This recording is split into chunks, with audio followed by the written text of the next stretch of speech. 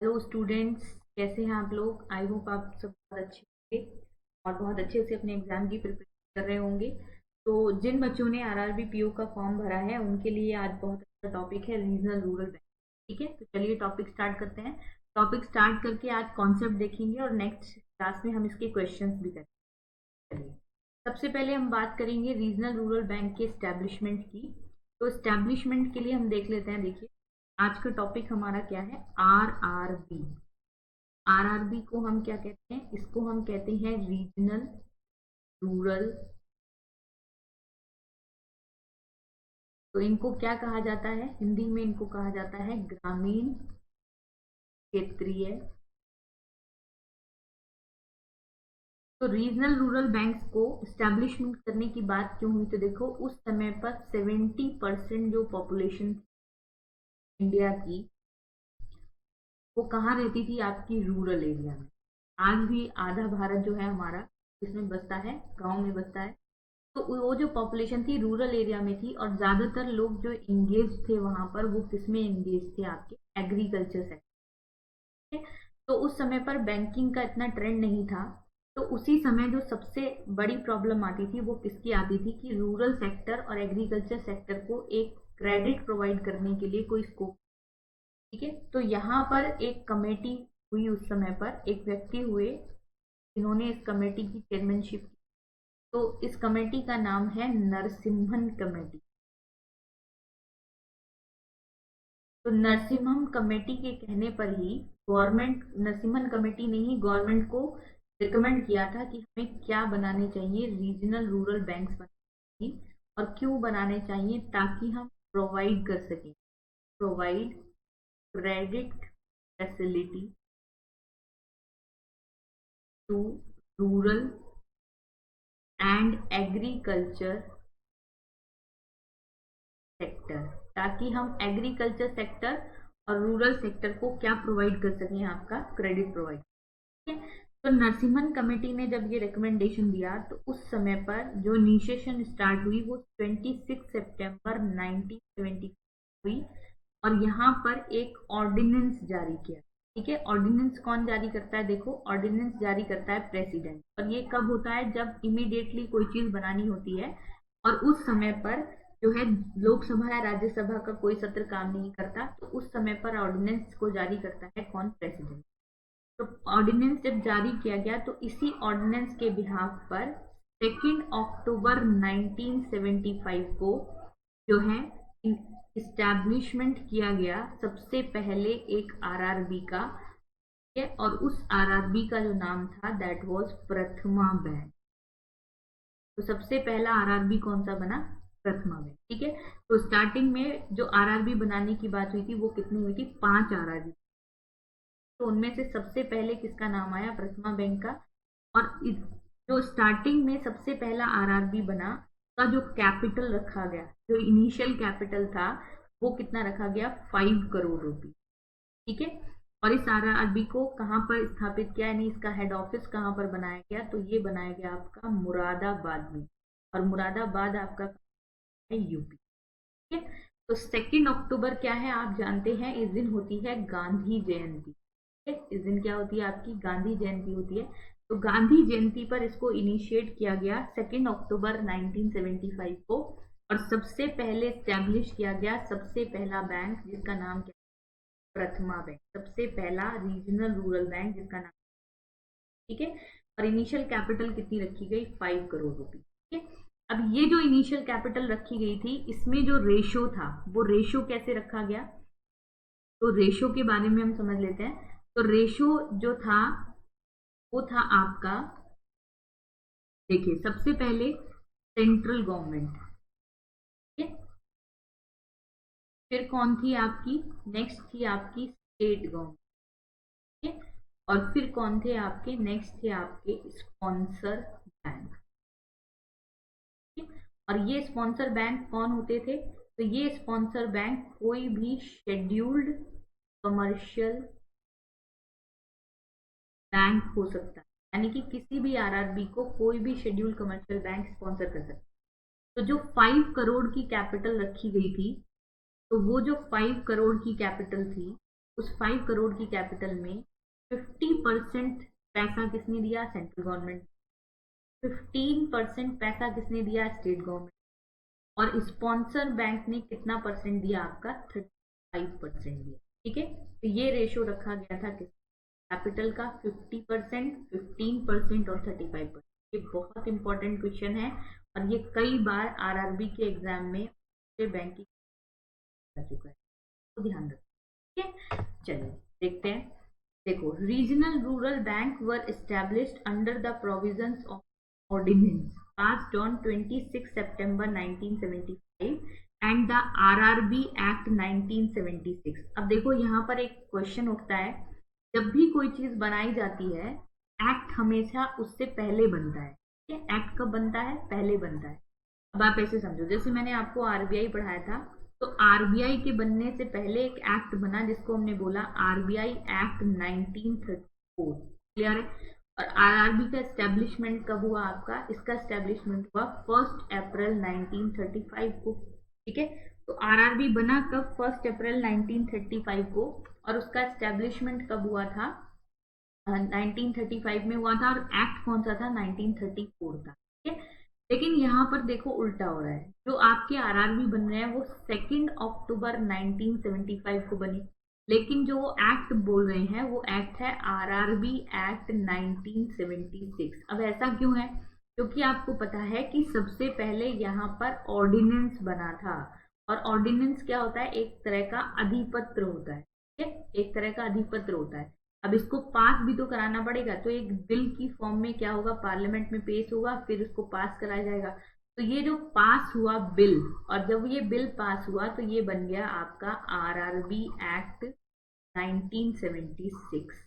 क्या बन गया आपका? RRB act 1976। ठीक है, तो ये आपको ध्यान रखना है, हमेशा गलत मत करके आ जाना, क्योंकि लिखा होता है देखो 1975 अगर कोई चीज बनी तो बच्चे सोचते हैं कि एक्ट सबसे पहले होगा 1974 होगा। नहीं, यहाँ पर आंसर आपका क्या होगा? 1976 होगा। ठीक है, तो ये चीज आपको ध्यान रखनी है।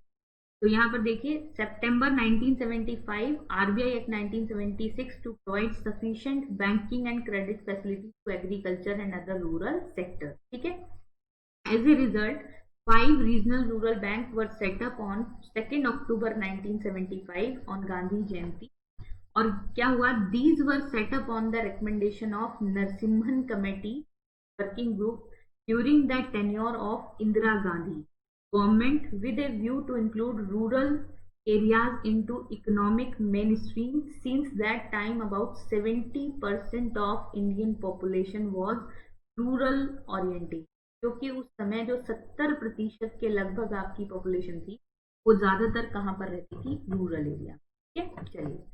The development process of RRB started on 2 October 1975, Gandhi Jayanti, with the forming of 5 RRB.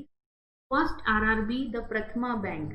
सबसे पहला आरआरबी मैंने आपको बताया कौन सा बना? प्रथमा बैंक, जिसका हेड ऑफिस कहाँ पर बनाया गया? मुरादाबाद में, और जिसका ऑथराइज्ड कैपिटल कितना रखा गया? 5 crore at its starting. Prathama bank was sponsored by syndicate bank. ठीक है, और इस प्रथमा बैंक को उस समय पर जिस बैंक ने स्पॉन्सर किया उसका नाम क्या था? आपका सिंडिकेट बैंक। ठीक है, नेक्स्ट है हमारे पास the remaining 4 RRB was set up at Malda in West Bengal under the name of Gaur Gramin bank sponsored bank UCO bank. ठीक है, तो जो मालदा में बना, यानी कि पहला आरआरबी तो मैंने आपको बताया जो क्या था? आपका प्रथमा बैंक था, जो आपका कहाँ पर बना? मुरादाबाद में। ठीक है, मुरादाबाद में कहाँ बना? यूपी में। क्लियर है? तो सेकंड आरआरबी आपका कहाँ पर बना? मालदा में, और मालदा कहाँ पड़ता है? वेस्ट बंगाल में। फिर थर्ड आरआरबी जो आपका बना वो एक बना गोरखपुर। ठीक है, गोरखपुर भी कहाँ पड़ता है? यूपी में। और फिर एक आरआरबी बना आपका जयपुर। जयपुर कहाँ पड़ेगा? आपका राजस्थान। और एक आरआरबी कितने हो गए? मुरादाबाद, मालदा, गोरखपुर, और एक बच गया आपका भिवानी। ठीक है, और भिवानी आपका कहाँ पर पड़ता है? ठीक है, तो ये 5 जगह हो गई। तो नाम क्या थे? देखो, जो Malda in West Bengal under the name of, इसका नाम क्या था? गौर ग्रामीण बैंक, जिसको स्पॉन्सर किसने किया था? यूको बैंक ने। Which was the first RRB in eastern region of India, जो ईस्टर्न रीजन का सबसे पहला क्या था? RRB. With other 3 RRB Gorakhpur क्षेत्रीय ग्रामीण बैंक बनाया गया। कहाँ पर? गोरखपुर में। इसको स्पॉन्सर किसने किया? एसबीआई ने। फिर हरियाणा क्षेत्रीय ग्रामीण बैंक बना। कहाँ पर? भिवानी हरियाणा में। इसको स्पॉन्सर किसने किया? पीएनबी। और उसके बाद जयपुर नागपुर अंचलिक ग्रामीण बैंक बना और जयपुर राजस्थान में, और इसको स्पॉन्सर किसने किया? आपका यूको बैंक ने। ठीक है, तो हमने देखा कि कितने आरआरबीज को हमने फॉर्म किया। तो हमने फॉर्म किए कितने आरआरबी? उस समय पर 5 आरआरबीज को इनिशिएट किया गया था, और वो 5 आरआरबी आपके कहाँ कहाँ बने? तो एक बना आपका कहाँ पर? मुरादाबाद में। और सबसे पहले आरआरबी का नाम आपको याद रखना है, that is called Prathama bank. इसका नाम क्या था? प्रथमा। ठीक है, फिर सेकंड कहाँ पर बना आपका? मालदा। मालदा कहाँ पड़ता है आपका? वेस्ट बंगाल में। फिर तीसरा आपका कहाँ बना? हरियाणा क्षेत्रीय ग्रामीण बैंक, जो कहाँ पर था? भिवानी हरियाणा में। ठीक है, उसके बाद थर्ड था हमारा जयपुर। जयपुर कहाँ पर पड़ता है? राजस्थान में पड़ता है। और उसके बाद फिफ्थ जो था हमारा, वो कहाँ पर बढ़ गया? गोरखपुर। ठीक है, और गोरखपुर भी आपका कहाँ पड़ता है? यूपी। क्लियर है। और इनिशियली जो बैंक बनाया गया, इसका कैपिटल कितना था? 5 करोड़, जिसमें सेंट्रल गवर्नमेंट का हिस्सा था 50%, स्टेट गवर्नमेंट का हिस्सा था 15%, और स्पॉन्सर बैंक का जो हिस्सा था वो कितना था? 35। ये रेशियो आपको है। ठीक है, और सबसे पहला जो प्रथमा बैंक था, इसको स्पॉन्सर किसने किया था? आपका सिंडिकेट बैंक ने किया था। सिंडिकेट बैंक ने इसको क्या किया? ठीक है, आई होप गाइस पूरा कॉन्सेप्ट क्लियर होगा। उसके बाद नेक्स्ट है, the regional rural bank were owned by central government, state government and sponsor.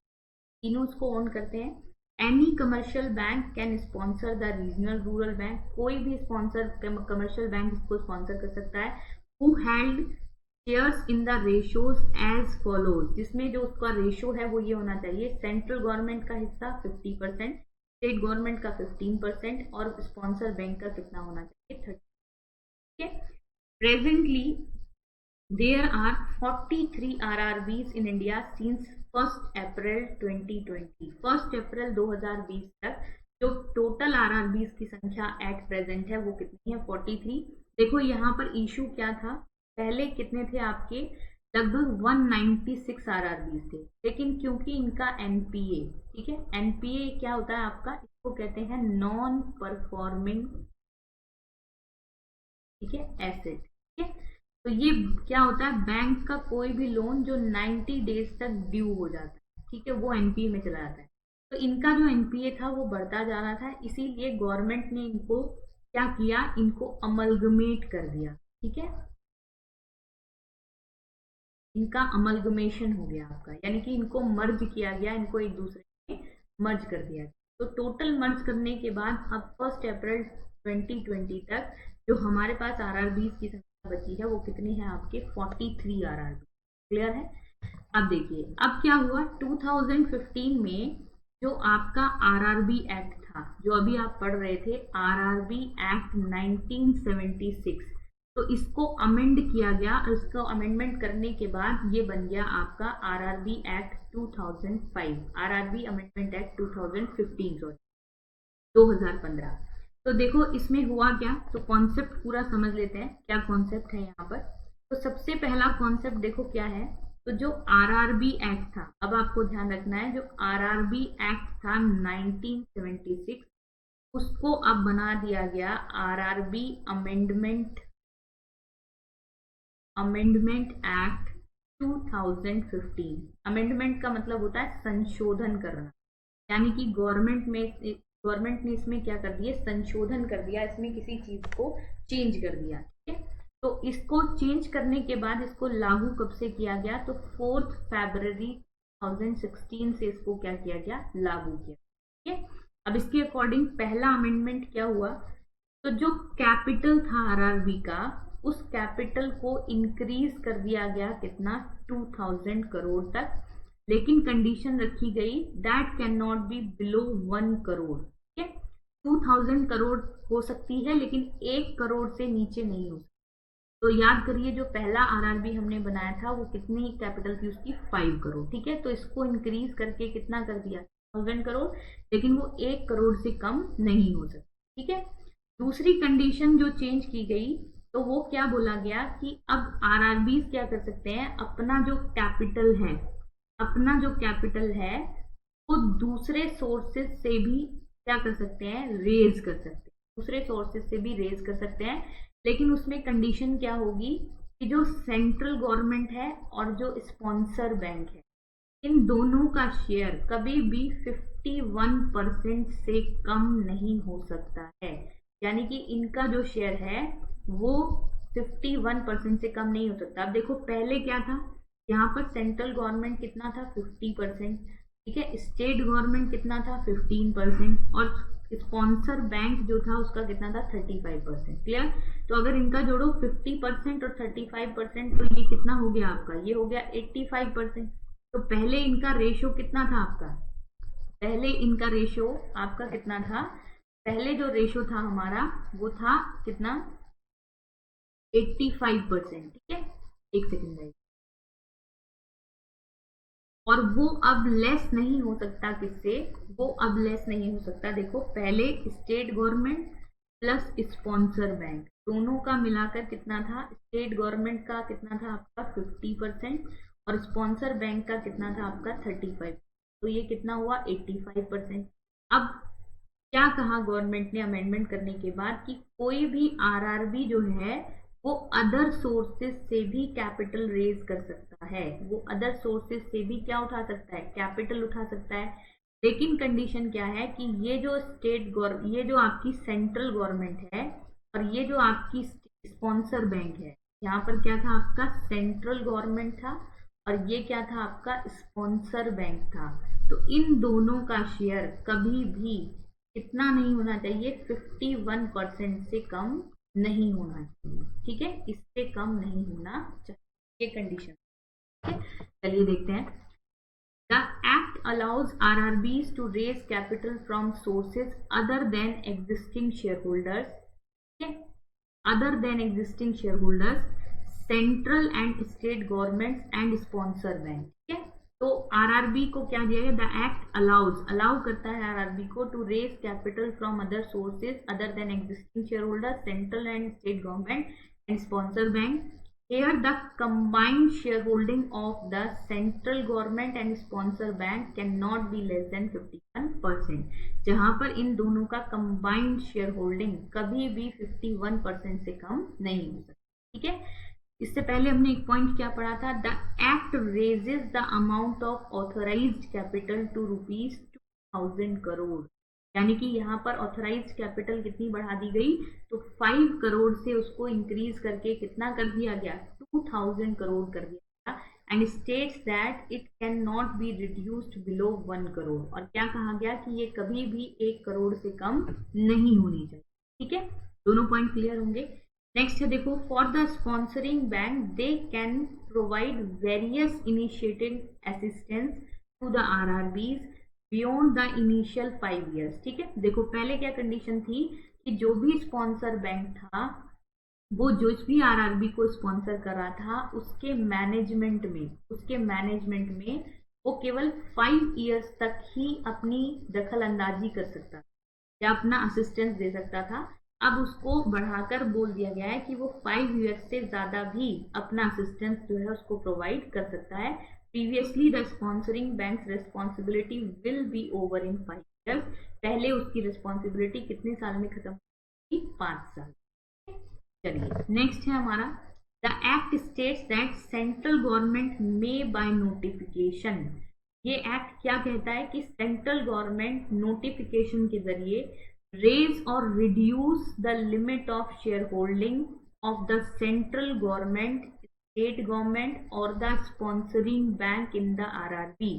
तो ये एक्ट ये कहता है कि सेंट्रल गवर्नमेंट कभी भी ये नोटिफिकेशन के जरिए कह सकती है कि वो क्या कर सकती है कि वो रेज कर सकती है या रिड्यूस कर सकती है, किसको, the limit of shareholding, जो भी शेयर होल्डिंग की लिमिट है किसकी, of the central government, state government और the sponsoring bank in the RRB.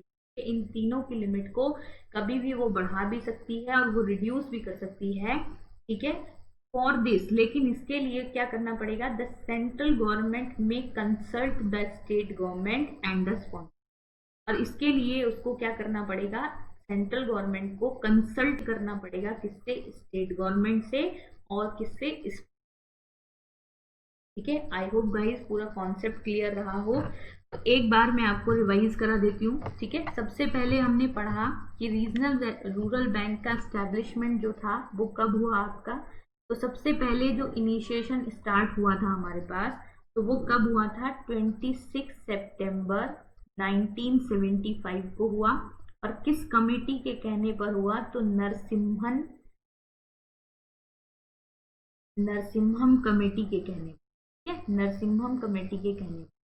और सबसे पहले इसका इनिशिएशन कब हुआ, तो 2 अक्टूबर 26 सितंबर 1975 को क्या जारी किया गया था, ऑर्डिनेंस जारी किया गया।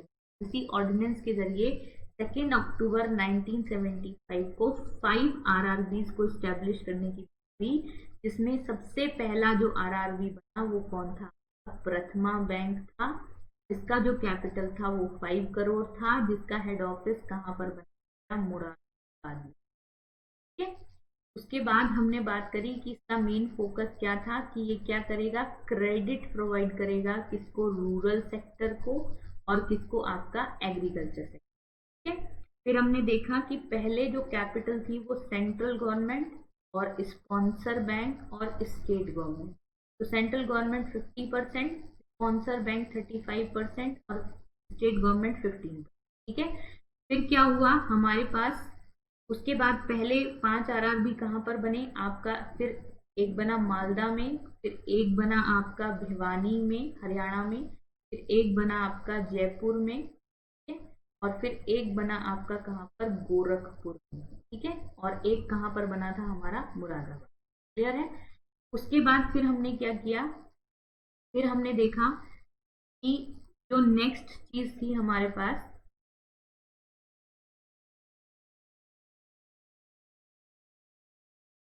नेक्स्ट जो हमने देखा कि उसके बाद एक्ट में क्या हुआ, आपका अमेंडमेंट हुआ, एक्ट में क्या हुआ, अमेंडमेंट हुआ, और अमेंडमेंट होने के बाद वो बन गया आपका आरआरबी एक्ट 1976 से, ये बन गया RRB amendment, RRB amendment act 2015। और इसको शुरू कब किया गया, 4 फरवरी 2015 से।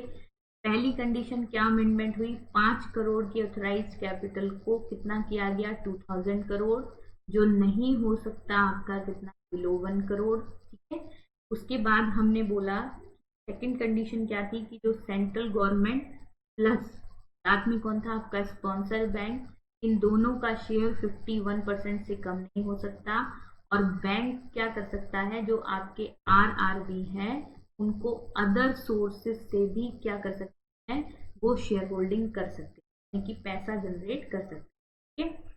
तीसरी कंडीशन क्या थी यहाँ पर, कि उसके बाद थर्ड कंडीशन क्या रखी गई हमारी, कभी भी सेंट्रल गवर्नमेंट क्या कर सकती है, रिड्यूस कर सकती है अपनी शेयर होल्डिंग को, साथ में किसकी, सेंट्रल गवर्नमेंट स्पॉन्सर बैंक की शेयर होल्डिंग को, और आपकी स्टेट गवर्नमेंट, ठीक है। रिड्यूस भी कर सकती है और इंक्रीज भी कर सकती है, लेकिन उसको पहले कंसल्ट करना पड़ेगा, किससे, स्पॉन्सर बैंक से या स्टेट गवर्नमेंट, ठीक है। तो ये हमारा पूरा क्या, ठीक। तो आई होप गाइज आपको पूरा कॉन्सेप्ट क्लियर रहा हो, तो पूरा इसको एक बार आप रिवाइज करिएगा अच्छे से, कोई भी दिक्कत आए तो कमेंट बॉक्स में आप बताइएगा।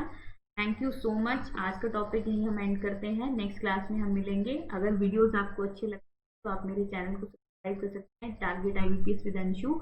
और अगर आप PDF और नोट्स चाहते हैं, जो मैं आपको पढ़ा रही हूँ उसका PDF और नोट्स चाहते हैं, तो आप मेरे टेलीग्राम चैनल को भी ज्वाइन कर सकते हैं, जो है t.me Anshu। Thank you so much guys.